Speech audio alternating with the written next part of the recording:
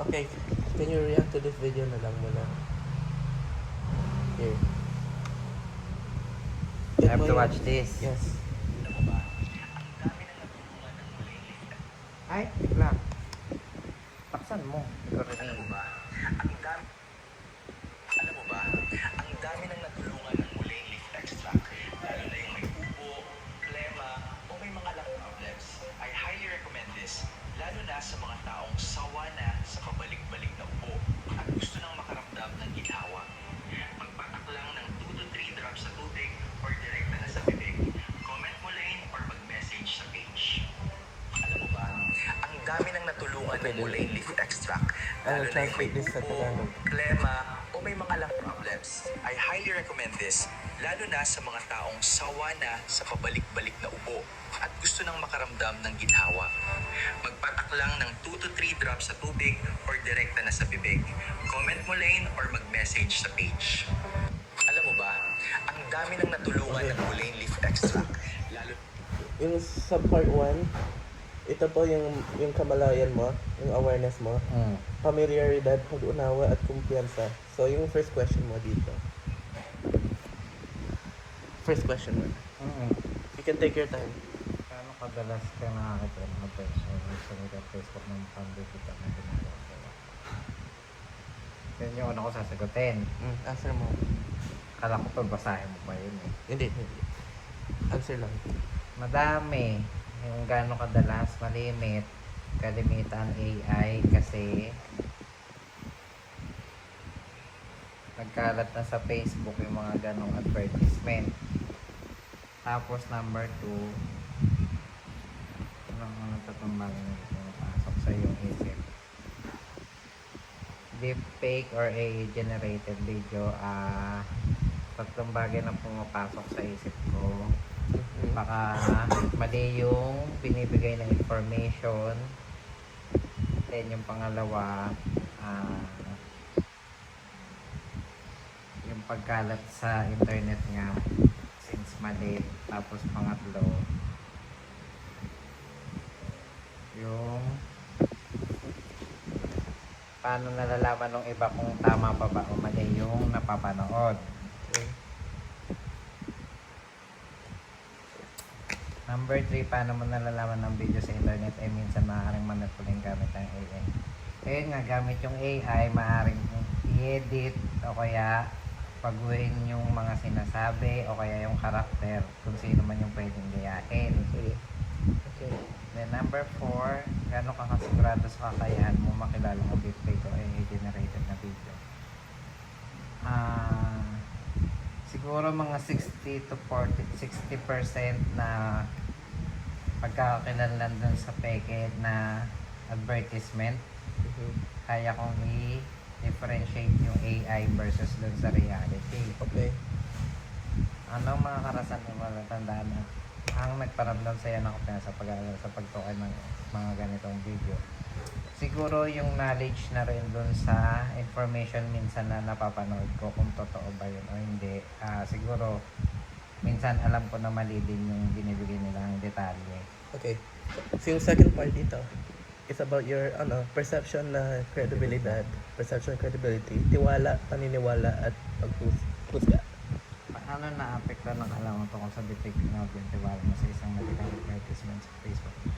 Pagdating dun sa kaalaman dun sa medical advertisement, syempre magdaalinlangan ka kung totoo ba o hindi yon. Pero since may alam ka naman konti, medyo maguguluhan ka.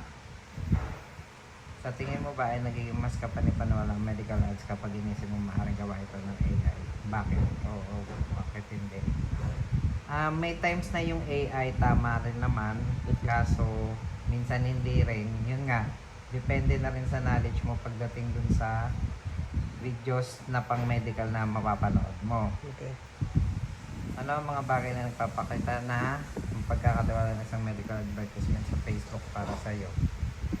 Siguro pagdating dun sa medical advertisement, mapagkakatiwalaan mo siya. It's either meron siyang mga certificate at saka mga under ng DOH pag sa Philippines.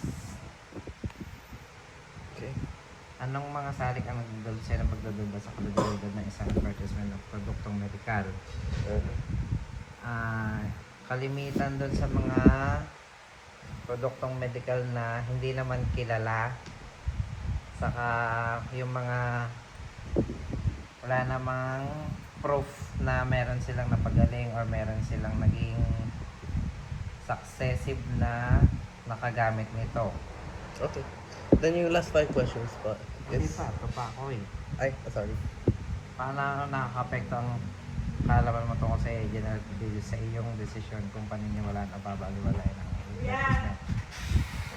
Whether it's maniniwala ako or hindi, depende na lang siguro kung yung mapapanood ko is tama ayon sa knowledge ko, and then babaliwalain ko siya kung may mali talaga dun sa mga binibigay nila na information. Okay. Tapos Next. yung last 5 questions na po. Ito po yung pagsusuri sa mga pantatandaan at proseso ang pangal 3-1 assessment of cues and reasoning process. So yung mga palantandaang napapansin at kung paano nabubuo ang paghusga. Ano ang mga palatandaan sa isang medical advertisement video ang napapaisip tayo ng general video?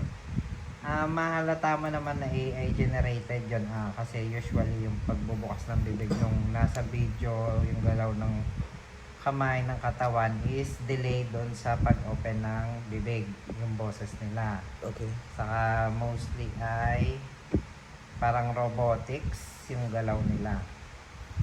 Aling mga bahagi ng video ang nakakapansin mo kapag nagpapasya kung ito ay totoo? Yun sa kagaya nga ng sinabi ko kanina, yun sa pagbukas ng bibig, delay yung boses sa galaw ng katawan. Bago yung pagdating naman sa teksto, dun sa kaalaman mo dun sa medical, siguro kahit paano naman may konti kang nalalaman kung alin yung tunay at hindi. Okay.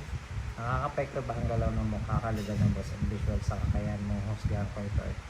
Oo, kasi obviously halatang-halata naman pagka AI generated yung video. Ano ang nagpaparap sa'yo na matukoy kung isang medical advertisement ay video ay totoo o peke? Nahihirapan kang alamin kung totoo ito, kasi usually or normally gumagamit na sila ng mga artists na sikat para maging mukhang totoo yung ina-advertise nila. Okay. Paano ka karaniwan nagpapasya kung pagduda ng isang medical advertisement na nakikita mo sa Facebook? Ayun nga, kagaya ng sabi ko kanina, malalaman mo lang o makakapagpasya ka kung totoo yung advertisement sa Facebook when it comes to medical things. Siguro yung knowledge mo na lang pagdating dun sa bagay na ina-advertise nila. Yun lang. Okay. Yun lang po yung interview. So thank you. See? Thank you. Mga 6 minutes lang.